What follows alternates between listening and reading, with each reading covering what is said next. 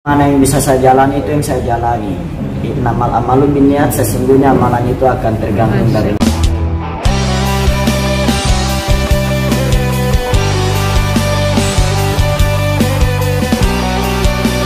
Assalamualaikum warahmatullahi wabarakatuh. Waalaikumsalam warahmatullahi wabarakatuh.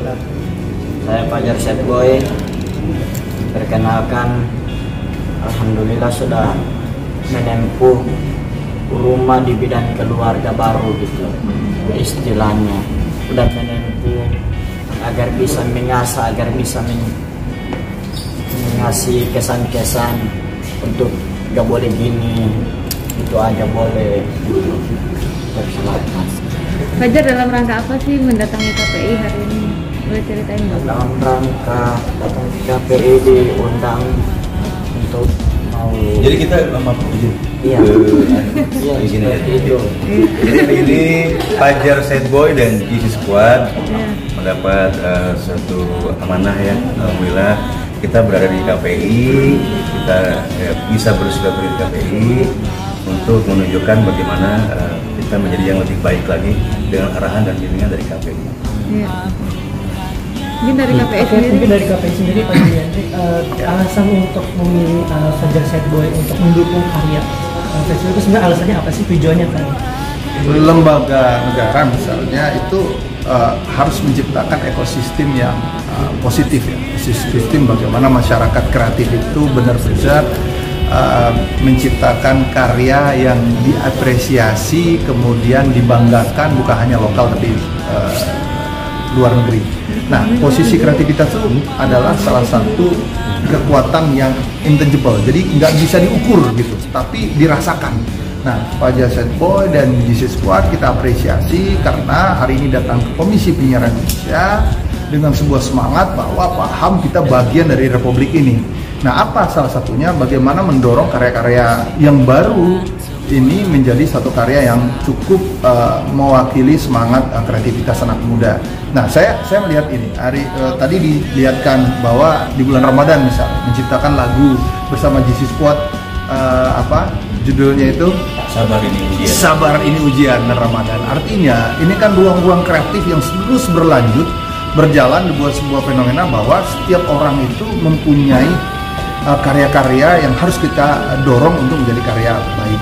Nah, saya yakin kalau begitu banyak komunitas, kelompok-kelompok kreatif ini menciptakan karya, tentu ruang penyiaran ini makin terisi dengan baik. Tadi juga Fajar bilang, boleh ini, boleh itu. Ini kan masalah pencerahan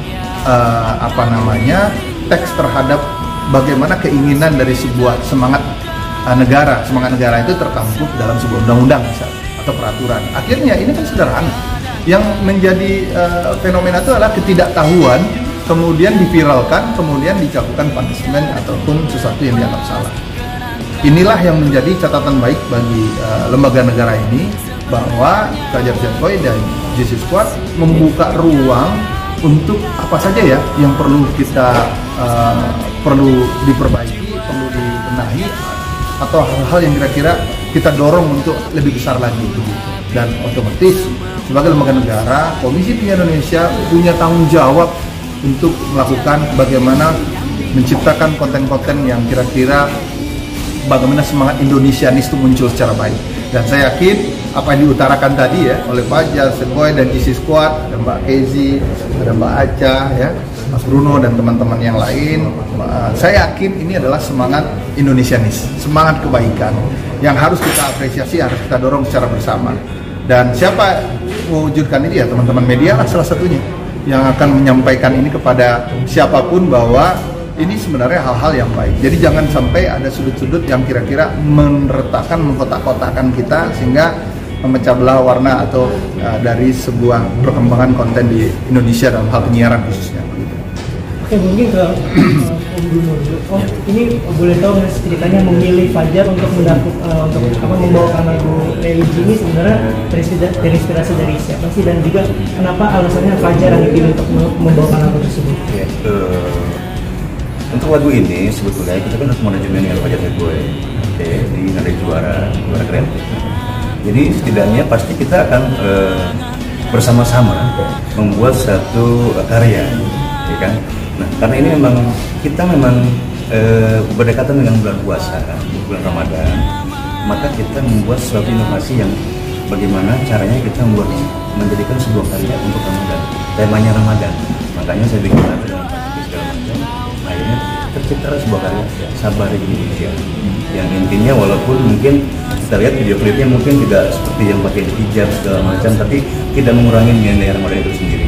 Karena intinya Sabar Indonesia, jadi segala macam godaan tahan, ini kan Ramadan, Sabar Indonesia. Inspirasinya datang dari mana sih waktu itu?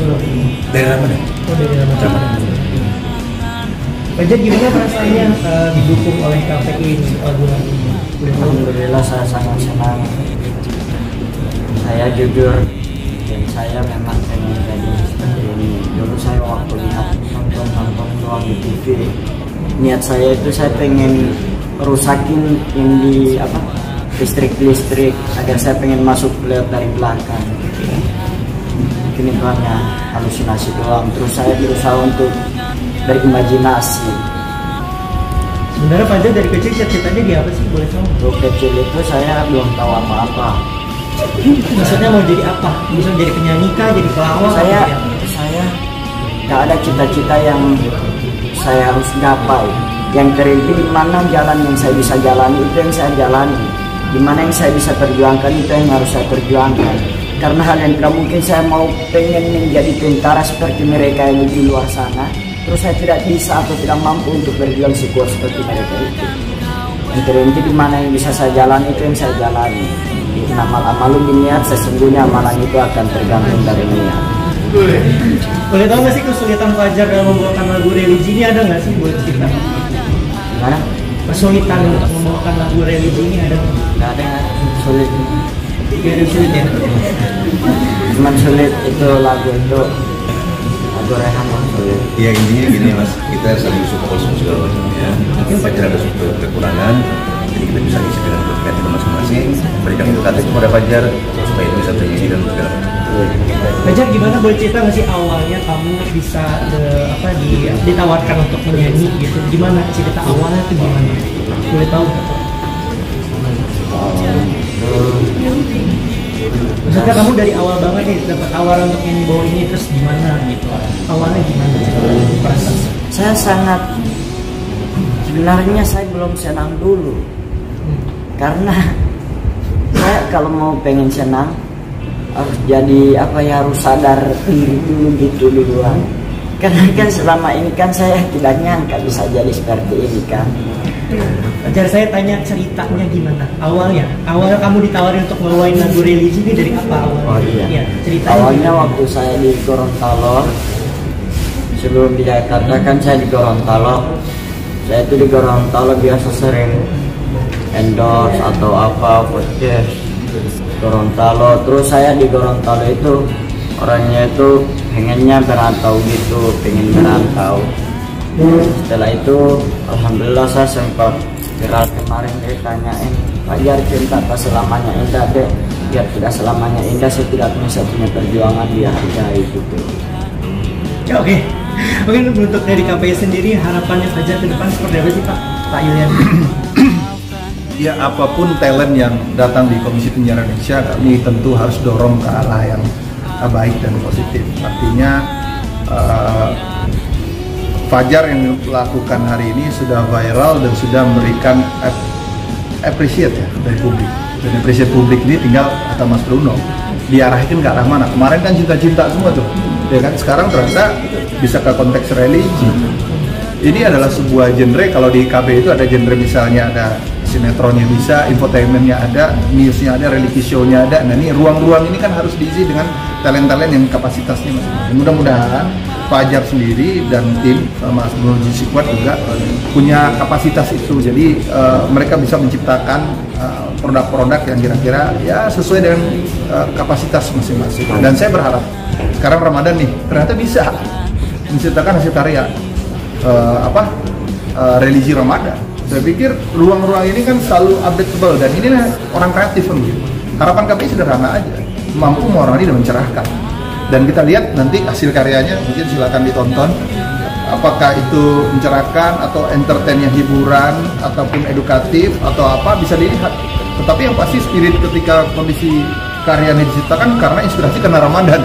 Ini kan suatu pemikiran yang original dan menurut saya sangat taktis dan profesional gitu kan. Itu sih. Oke, kedepannya setelah Ramadan ini nanti apakah memang Fajar akan di doa lagi sebagai ada karya lagi, kedepannya seperti apa? Pas. Dan kita bakal terus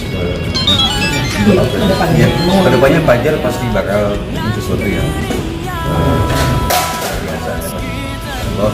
Karena kita kan sebagai teman yang kreatif, setidaknya Fajar itu akan menjadi apa itu mungkin nanti kita kembali. Apakah memang sama di bidangnya ini atau memang ada bidang-bidang lain kayak pelawak atau? Ya, kalau kita lihat di tayangan-tayangan YouTube ini juga kan banyak juga Fajar yang jadi YouTuber aja ya, bisa melawak kadang-kadang, terus bisa stand up juga. Ya mungkin kita akan kembangkan itu. Kita akan kembangin ini, bukan kembangin orangnya ya. Jangan sama aku ini bahkan tidak apa-apa. Ini gitu. Pak Andre, mungkin dari saya sedikit. Dulu kan sempat Fajar viralnya karena cinta-cintaan. Karena memang Fajar belum di atas 17 tahun. Pernah tidak ada larangan Fajar mungkin untuk tampil di TV atau tayang? Atau mungkin ada yang melaporkan Fajar belum bisa nih untuk tayang di TV lagi atau gimana? Ya, kalau dinamika itu pasti ada terus ya. Artinya like and dislike seorang artis, like and dislike seorang konten itu banyak banget di KPI. Cuman kan KPI kan selalu berjalan dengan konteks peraturan undang yang dilakukan. Nah, ketika kondisional itu kan kalau kasus Fajar ini kan dari viral sosial media baru naik ke TV kan. Nah, kami selalu ingatkan teman-teman industri televisi selalu pasti bisa menyaring itu. Jadi jangan sampai ini menjadi ruang malah kebalik. Seolah-olah malah TV-nya seperti sosial media tanpa aturan, tapi sosial media malah teratur kan begitu. Jangan. Harus, saya yakin semua industri sudah teratur kok, udah paham dengan kondisional itu. Dan untuk larang-larang itu kayaknya tidak menjadi sebuah catatan. Mereka semua tahu aturan kok, bahwa misalnya saya bilang tadi kan iklan rokok itu boleh jam 10 malam misalnya, ataupun adegan kekerasan itu kan begitu, bicara seks dan apa misalnya kan session bisa ada.